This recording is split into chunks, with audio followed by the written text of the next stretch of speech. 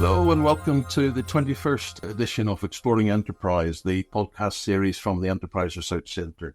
My name's Mark Hart. I'm Deputy Director of the ERC, and today I'm joined by David Taylor, who's the founder and Managing Director of business DNAsix, as well as being a business advisor, coach and author.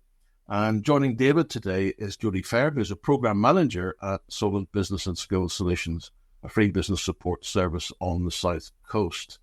I think today's topic that we've invited David and Jodi to come on and talk about is the world of business support. We have a new government. It's finding its feet, hit the ground running. They have a huge agenda on the small business front. We now have a small business minister, Gareth Thomas, and I know that he's actively trying to understand exactly what the issues might be for his brief. And I think business support is top of his agenda in terms of understanding what's currently out there. And indeed, where are the gaps? What more effort do we need to make to ensure that business support actually generates the growth that this new government needs? We know that business support has been crucial to a lot of successful businesses over the years, but I think there's always a way in which we can improve the offer. My own personal view is that business support in England in particular has been in a bit of chaos since the withdrawal of EU funding. The Shared Prosperity Fund didn't really deliver as yet what it was meant to, what it was promised to. And as a result of all of that, some wonderful key people in the network have had to be let go because their contracts were fixed term, etc., etc. So we're in a bit of hiatus, but I know that David and Jodi have clear views and they're going to help us sort it all out. So, David, I'm going to come to you first, if I may. You've developed a whole career as a small business advisor. You've got your own online business support program. Tell us why you moved into that space. And then in particular, we can pick up on, well, what is it that you're doing that we need to pay attention to? Thank you very much, Mark. I think my career has been in communications. I've been in communications for 30 years, and I was specialising certainly around social media when social media came on stream really for business about 12, 13 years ago. And the more I moved into social media, the more you realised it was about marketing. And then the more you realise it's about marketing, the more you realise it's actually about business planning and it's about human beings. And therefore you inexorably go backwards and you go further. And it's understanding that we have an enormous small business community, 5.5 million businesses. Many of them are micro SMEs. Many of them are just about getting by. We've had a perfect storm of us leaving the EU and therefore the old European funding going. We've had the pandemic.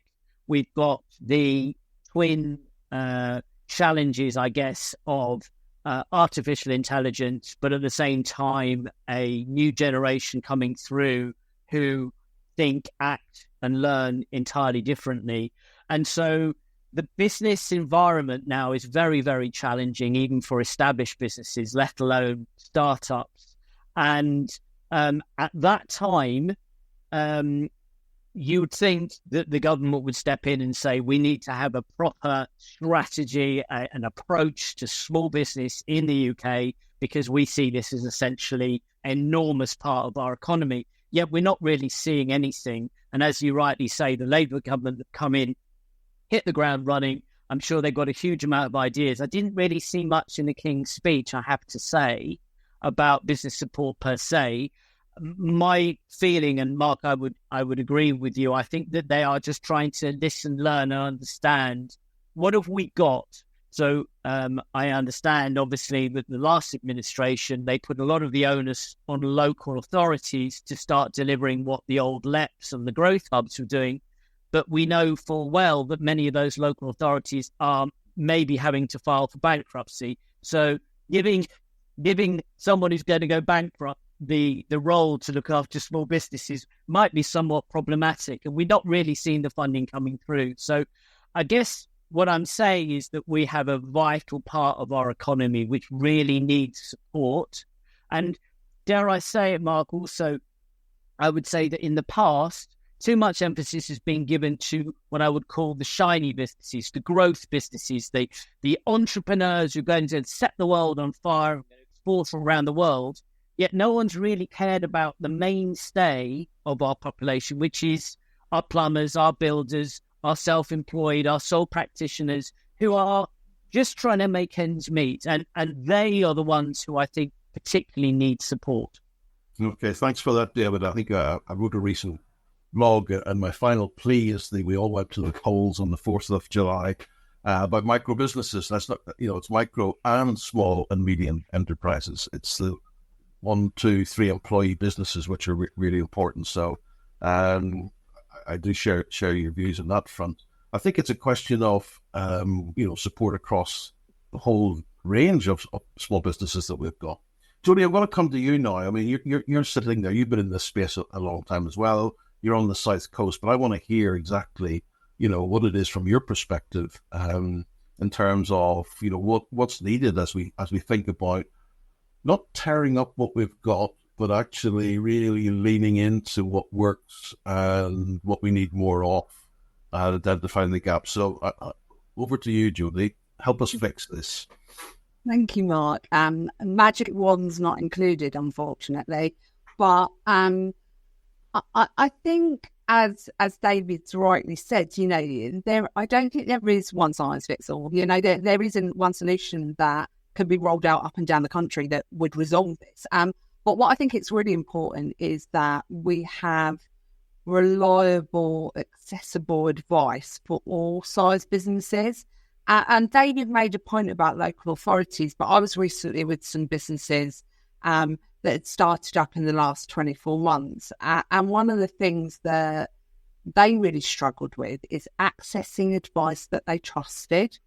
And local authorities are seen as a trustworthy place to get advice. And I think that's really important that we use that and we maximise that going forward so that we can really draw out what our already in place public bodies have. We all know we are not cash rich. So, how do we maximise the infrastructures that are already there and already within an area and trusted within an area to make sure that we are getting this information and this advice and support out to as many businesses as possible. So I do think it's about relying on the infrastructures that are there. From one day to the next, you can be speaking to people about recruitment needs, down to costs, down to sales, marketing. Yeah, it is so broad. And I don't think it's necessarily about knowing a lot about a lot. It's about knowing where that expert is within your local area. And I think that localness is really important. I'm going to come back, Jodi, and really learn a lot more about how you work on the South Coast. Hope you don't mind me calling it the South Coast. Sounds very grand.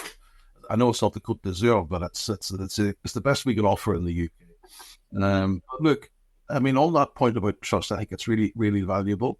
And I think it's important to understand that, local authorities, they don't have the expertise. They haven't had a history of expertise. And it's a question of, well, who, my main bugbear is we need to make business support a profession rather than just simply thinking about it as, well, we'll give some money to an organization and they'll get 1 or 2 people to manage. We've got to have a career development and a whole progression and making this a professional role. And, I'm talking to 2 professionals, but the problem is that, there aren't enough people like yourselves across these organizations who have the money.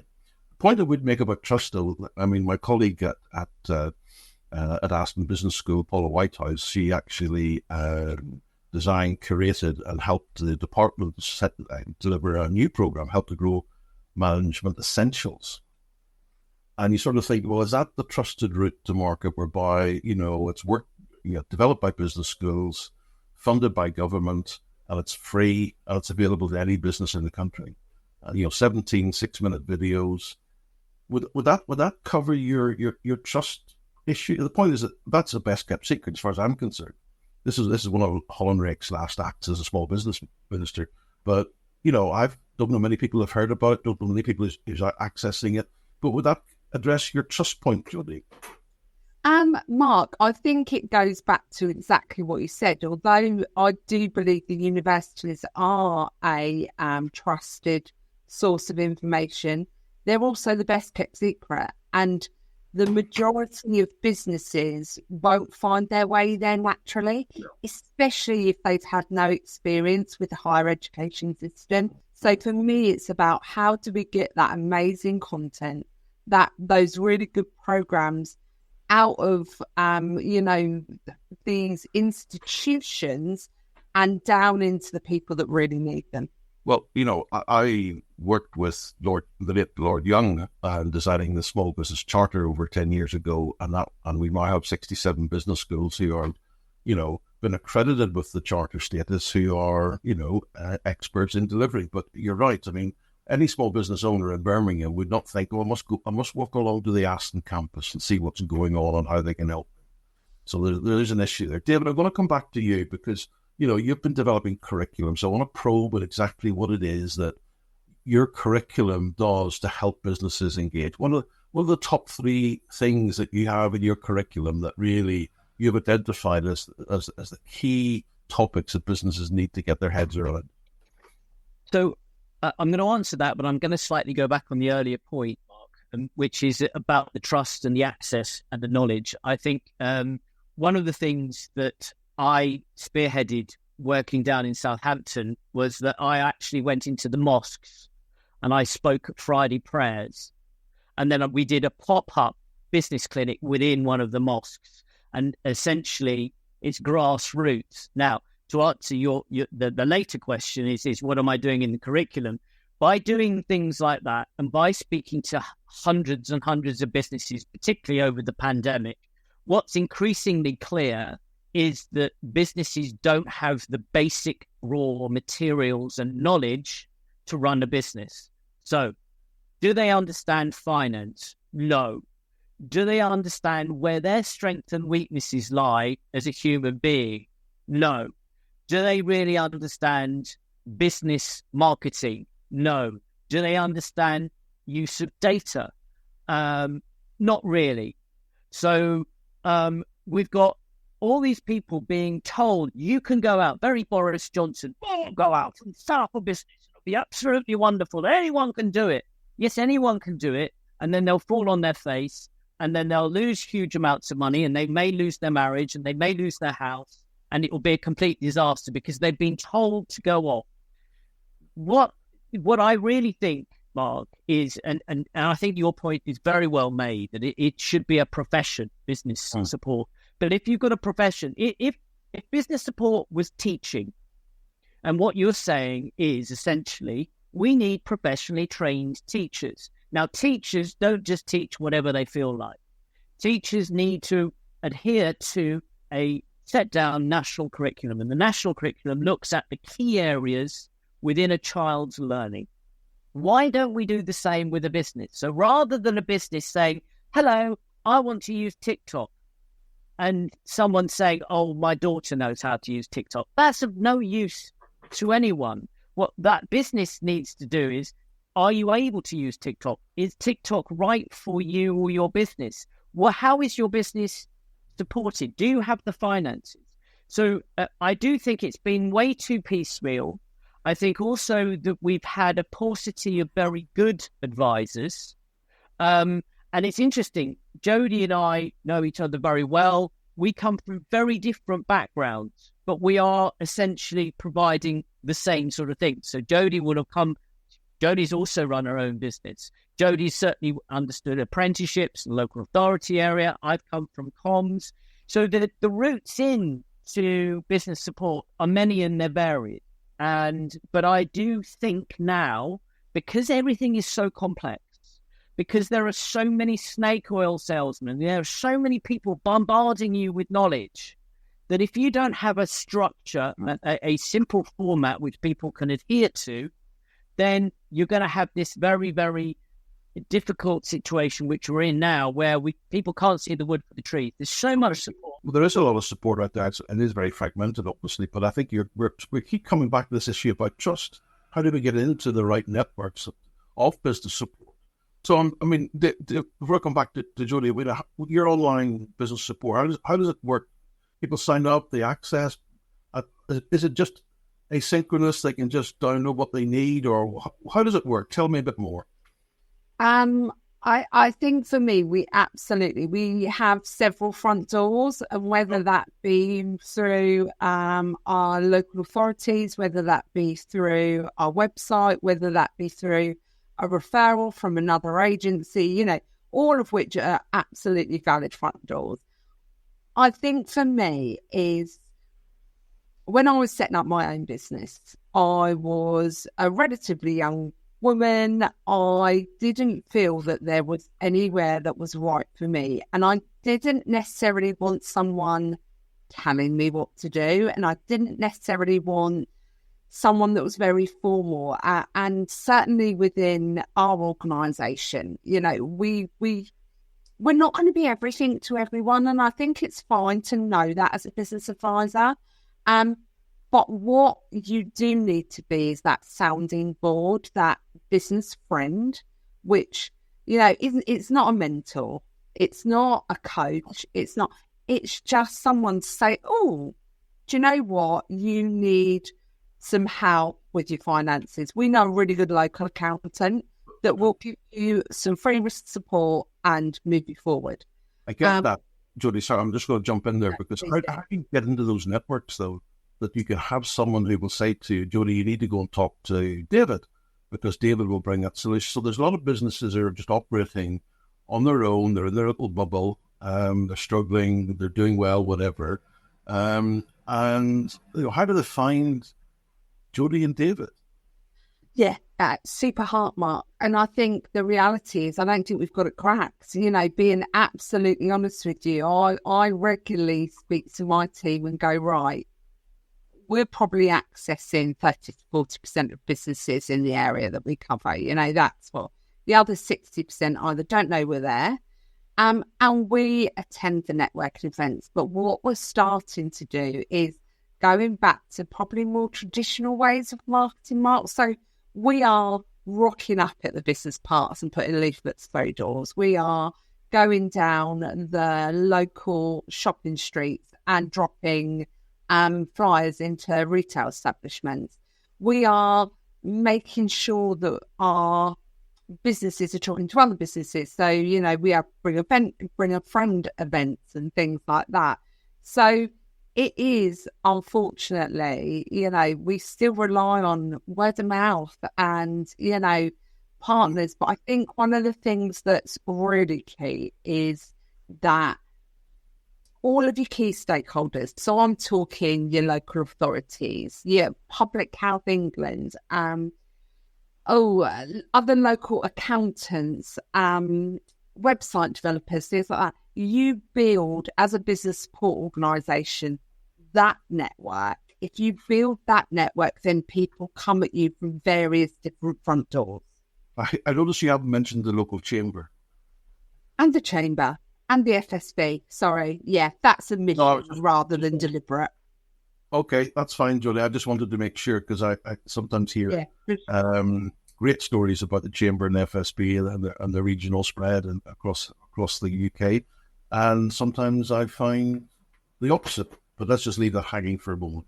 So basically it's about how do we get businesses better connected with the people?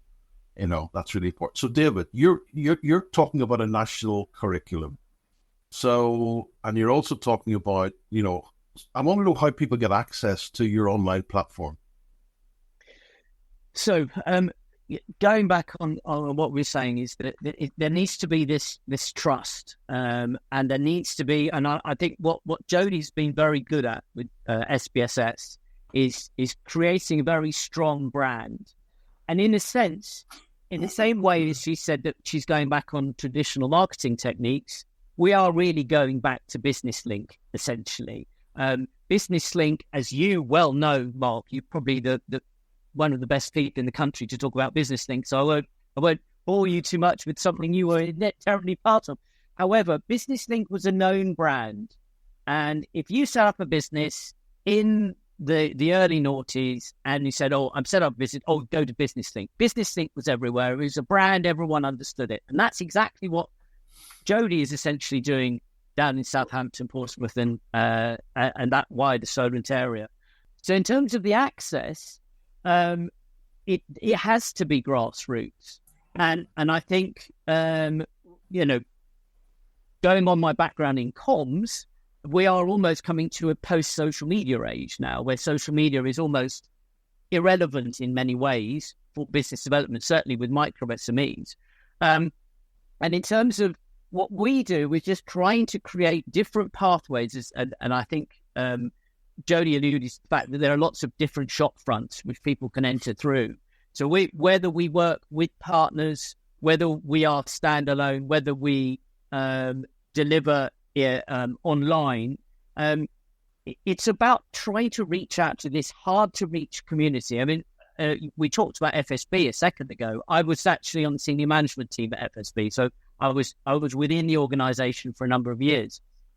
And what we found, the biggest challenge for FSB was apathy, was that most businesses were apathetic or simply not knowledgeable about where support could be. And because, as you said, it's so fragmented and there's so much going on, people literally don't know where to go, therefore they go nowhere. I mean, the majority of businesses will go nowhere.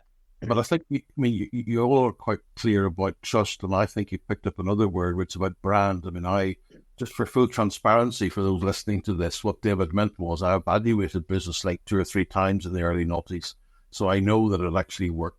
And I did a piece of work tracking the intensive assists in Business Link beyond for a number of 7 years, and I was against control groups, and we know that they continued to grow.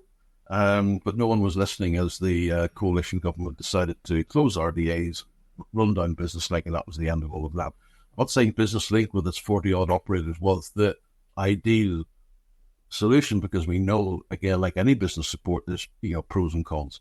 But it's about brand. I look at Scotland, I look at Wales, I look at Northern Ireland. Northern Ireland Go Succeed, Northern Ireland launched last year.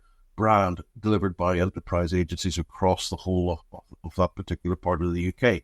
Similarly, the Business Gateway. There's brands. What we haven't got in England is a brand. We had with LEPS sort of, but then they weren't properly, in my view, funded. They were private sector initiatives, and the local authorities became part of the whole sort of governance structure, which became problematic. But the key point was, I think you've got help to grow as a brand, whether you like the name or not. It is a government offer. It's available across many business schools across the whole of the UK. So there's a brand there, but maybe it's not the right brand. And we need to be thinking about, what is the way in which we bring this forward. So I want to move into my final question and topic. I want to hear from you both. Gareth Thomas, this is his 3rd week, or probably his full 2nd week in job. What would you put in his red box for this weekend? What would you say to him? Gareth, you got to be listening to this. There's people in the department working on a small business strategy. That's news to anybody. But hey, we haven't had a small business strategy coming out of government for a long, long time. So what's in the officials to-do file? What's in the minister's red box? So I'll give you an opportunity for you, David, and then the final word to Jodi, if I may. Essentially, what they need to do is treat the small business sector with the seriousness that it should have. Therefore, what we really need is, we've got HMRC, we've got DVLA, etc. We've got central government websites. There needs to be one website, which is business.gov.uk. It's one centralised website where you could access information. They then need to have a proper approach regionally. So they're very much going down the regional route within and empowering local authorities much more. Therefore, there needs to be a proper funded strategy across England with a proper brand where people can. So if you've got business.gov.uk, which is the website, then you create a new brand, whether it's Help to Grow, whether it's whatever. But there needs to be the proper focus, proper branding, and therefore people can go. Once you've got that central point and then you've got proper funding, as Jodi rightly said, she's created a very strong network down in Southampton, Portsmouth and Solent area, but she's also creating this business directory. So if you could have that set up across the country, so every single area had a team of people empowered with a proper curriculum, and then the funding and also the contacts to develop a business community, which would, of course, involve the colleges, which would also involve the universities and the chamber and the FSB.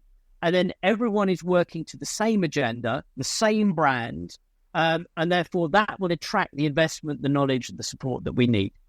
Okay, thanks, David. I mean, I go to Northern Ireland, Go Succeed Northern Ireland is in every bus stop ad. It's actually on the TV. It's huge amounts of money has been spent on making sure that everyone knows about the brand.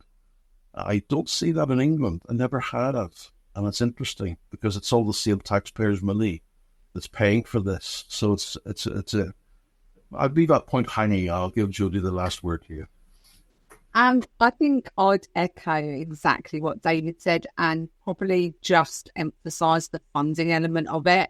The thing that's really difficult to do is to build any sort of momentum and any sort of penetration into the business market when we are operating on annual amounts of money.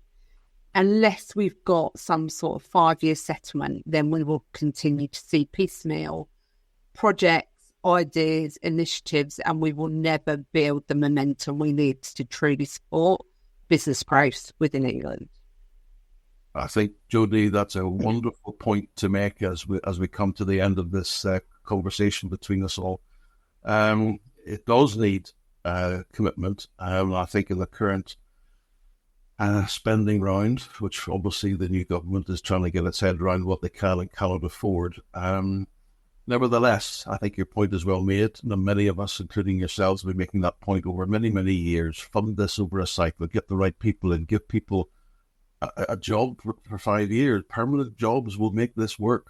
That's what I've seen elsewhere in the UK and our devolved nations. I've never seen it in England, which is problematic. So I think if the Minister does find time to listen to this podcast, I think we've got some very clear ideas. There's a lot of evidence that we can share behind this conversation. But I think it's about making business support a bit more, building that momentum, as Jodi and David have said. So I would just like to bring this conversation to a close. I would like to thank Jodi and David for being very open about their views.